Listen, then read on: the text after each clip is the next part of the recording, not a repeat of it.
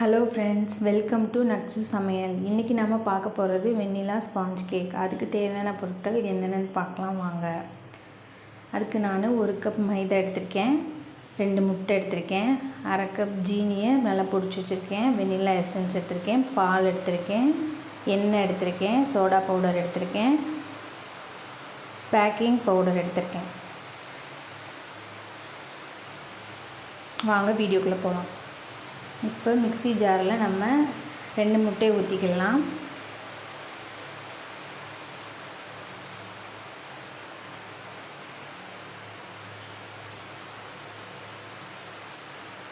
நம்ம ஜீனியை பொடிச்சு வச்சுருக்கோம்ல, அதையும் இதில் போட்டுக்கோங்க.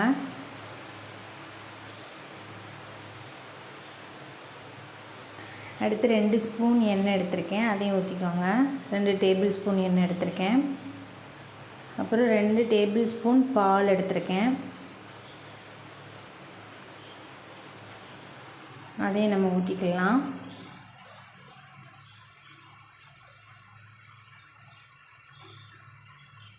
இப்போ 1 ஸ்பூன் நம்ம வெண்ணிலா எசன்ஸ் ஊற்றணும், 1 டீஸ்பூன்.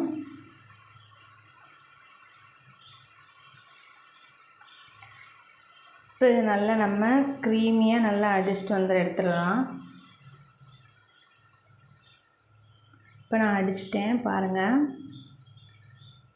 இப்போ ஒரு மிக்சிங் பவுல் எடுத்துக்கோங்க, அதில் மைதா மாவு போட்டுக்கோங்க. அதில் 1 டீஸ்பூன் பேக்கிங் பவுடர் போட்டுக்கோங்க.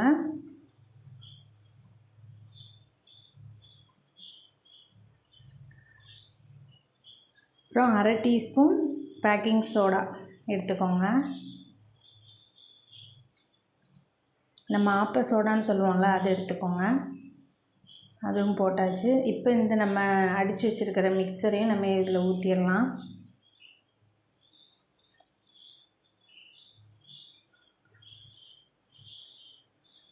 இதை நல்லா ஒன்று போல் நல்லா கிண்டி விட்டு எடுத்துக்கோங்க. இந்த மாதிரி நல்லா கட்டி இல்லாமல் நல்லா கிண்டி எடுத்துக்கோங்க. இந்த பதத்தில் இருக்கணும் மாவு. இப்போ நம்ம கேக் பண்ணுற பாத்திரத்தில் எண்ணெய் தடவி எடுத்துக்கலாம். இப்போ நான் இந்த பாத்திரம் தான் எடுத்திருக்கேன். இந்த பாத்திரத்தில் நல்லா எண்ணெயை தடவி வச்சுக்கோங்க. என்கிட்ட பட்டர் ஷீட் இல்லை, நான் அதனால் எண்ணெய் தடவி தான் நான் இன்னைக்கு பண்ணுறேன்.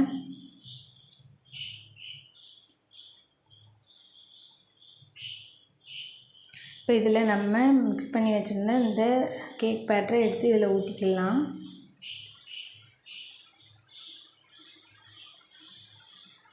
இது நல்லா தட்டி விட்டுக்கோங்க. ஹோல்ஸ் எதுவும் இருந்ததுன்னா உங்களுக்கு போயிடும். இப்போ இதில் 2 கப் தண்ணி ஊற்றிக்கலாம் குக்கரில். நான் இன்றைக்கி தண்ணி ஊற்றி தான் செய்ய போகிறேன், மண் எடுத்து போடலை, உப்பும் போடலை. நான் தண்ணியில் எப்படி வச்சு செய்யலான்றதை காமிக்கிறேன்.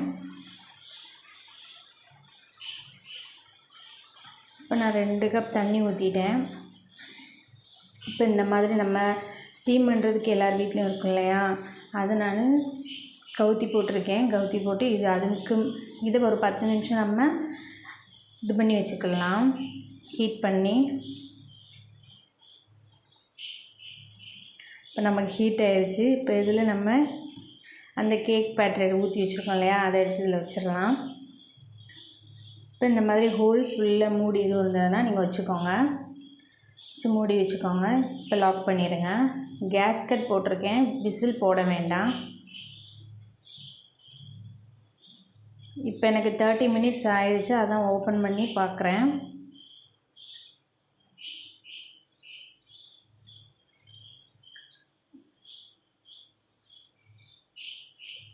இப்போ ஒரு கத்தியோ இல்லை ஏதாவது ஒரு குச்சியோ வச்சு நீங்கள் குத்தி பாருங்கள்.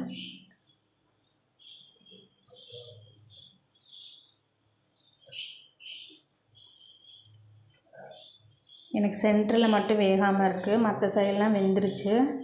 இப்போ மறுபடியும் ஒரு 10 மினிட்ஸ் இது நம்ம வேக வச்சுக்கலாம்.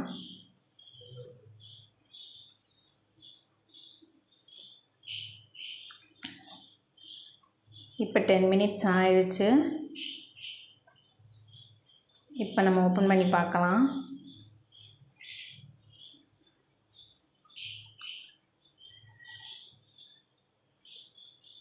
இப்போ நமக்கு நல்லா வந்திருக்கு. இப்போ இந்த ஸ்டேஜில் நம்ம அடுப்பை ஆஃப் பண்ணிடலாம்.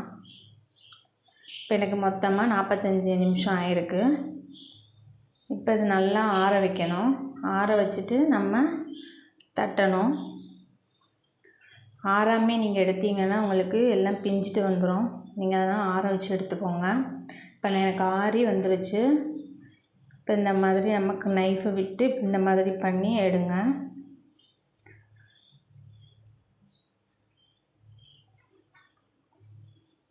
இப்போ ஒரு பாத்திரத்தில் தட்டிடுங்க.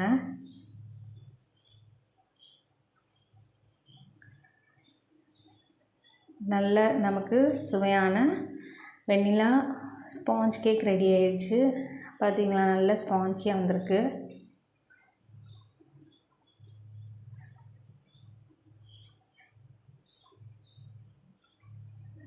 நல்லா நமக்கு வெந்தும் இருக்குது, நல்லாவும் இருக்குது. இதில் உங்களுக்கு இஷ்டம்னா நீங்கள் க்ரீம் எதுவும் தடவி யூஸ் பண்ணிக்கலாம். நான் க்ரீம் எதுவும் யூஸ் பண்ணலை. உங்களுக்கு வெட்டி காமிக்கிறேன் பாருங்கள். இப்போ நல்லா ஸ்பாஞ்சியாக வந்திருக்கு. இந்த ரெசிபி நீங்களும் உங்கள் வீட்டில் ட்ரை பண்ணி பாருங்கள். இந்த வீடியோ உங்களுக்கு பிடிச்சிருந்ததுன்னா என்னோடய சேனலுக்கு சப்ஸ்கிரைப் பண்ணுங்கள்.